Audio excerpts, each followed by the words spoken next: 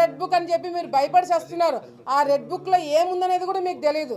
ఎవరైతే అరాచకాలు చేశారో, ఎవరైతే అన్యాయాలు చేశారో, ఎవరైతే దోపిడీలు చేశారో, ఎవరైతే అధికారం ఉందని అడ్డు పెట్టుకొని ఎవరైతే అఫీషియల్స్ దౌర్జన్యాలు చేశారో అటువంటి వాళ్ళ పేర్లు ఉన్నాయి. మీరు ఎందుకు భయపడుతున్నారండి? మీ పేర్లు దాంట్లో ఉన్నాయని చెప్పి మీరు అనుకుంటుంటే భయపడండి.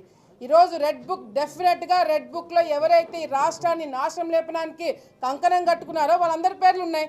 మీ పేర్లు ఉన్నాయంటే మీరు భయపడండి. ఇది ప్రజలకు సంబంధించింది కాదని చెప్పి కూడా స్పష్టంగా తెలియజేసుకుంటూ, చంద్రబాబు నాయుడు గారు, లోకేష్ అన్న గారు నిజంగా అటువంటి ఆలోచన ఉంది అని మీకు అనిపిస్తే ఈరోజు మీరు నంద్యాల జిల్లాకు అడుగు కూడా పెట్టేవాళ్ళు కాదు.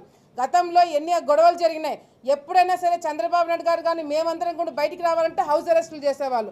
ఈరోజు ఎంతమంది వచ్చారండి వైసీపీ నాయకులు బయటికి? పక్క జిల్లాల నుంచి ఎంతమంది వచ్చారండి? మీకు పర్మిషన్లు ఇవ్వలేదా? ఎందుకంటే ఈరోజు చంద్రబాబు నాయుడు గారు ఒకటే మా అందరికి కూడా ఇన్స్ట్రక్షన్స్ ఇచ్చారు, అడ్డుకోవాలనుకో